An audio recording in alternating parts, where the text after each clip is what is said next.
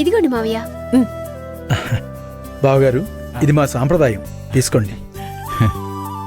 మేము కూడా మీకు ఇవ్వాల్సిన బాధ్యత ఉంది కాబట్టి ఇక్కడికి వచ్చామండి. ఇదిగో అమృత, అక్కడ మనకి చాలా పనులున్నాయి. నిదానంగా ఉంటే కుదరదు. ముత్తైదువులతో చేసే పనులున్నాయి, అర్థమైందా? అర్థమైందత్తయ్య. ఇదిగో మల్లిక్, నువ్వు సత్య నీ గ్యాంగు అలాగే మా చిత్రకారులందరూ కలిసి పెళ్లి పత్రికలు పంచాలి. పెన్ను గట్రా పెట్టుకుని వెళ్ళు. ఎక్కడికక్కడే కనబడిన వాళ్ళందరికీ ఇస్తూ వెంటనే పేరు రాయండి.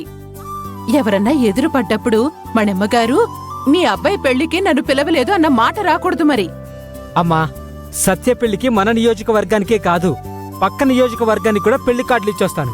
అది నాకు వదిలిపెట్టు, నేను చూసుకుంటాను కదా. సత్య, నేను వెంటనే వస్తాను. అమ్మా, స్వీట్ షాప్కి వెళ్ళకపోతే వీళ్ళ నాన్న పేడ పిసికినట్టు నా పీక పిసుకుతాడు. నేను షాప్కి వెళ్ళొస్తాను. నానా సూర్య, భోజనానికి తొందరగా రా. సరే అమ్మా. బావగారు, లోపలికి వెళ్దాం రండి. పదండి.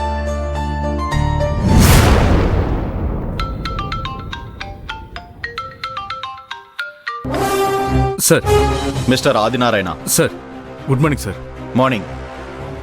ఆ రౌడీ ఫెరంగి విషయం ఏమైంది? త్వరలోనే పట్టుకుంటాం సార్. త్వరలోనే అంటే అర్థం రేపా, ఎల్లుండా, ఇంకా నెలలా? మాజీ ఎమ్మెల్యే కదా చనిపోయిందని మీరు లైట్ తీసుకుంటున్నారా? ఈ కేసు గురించి వివరాలు అడుగుతున్నారు. ఏం సమాధానం చెప్పమంటారు? సార్, ఈ కేసు అనుకున్నంత ఈజీగా అవటం లేదు.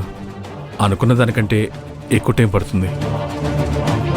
నా మొత్తం టీం అదే పని మీద ఉంది సార్. సార్, నేను మీకు ఒక మాట ఇస్తున్నాను. ఆ రౌడీ ఫిరంగిని పట్టుకునేంత వరకు నాకు మనశ్శాంతి అనేది ఉండదు సార్. నారాయణ, నాకు ఈ కథలన్నీ చెప్పకండి.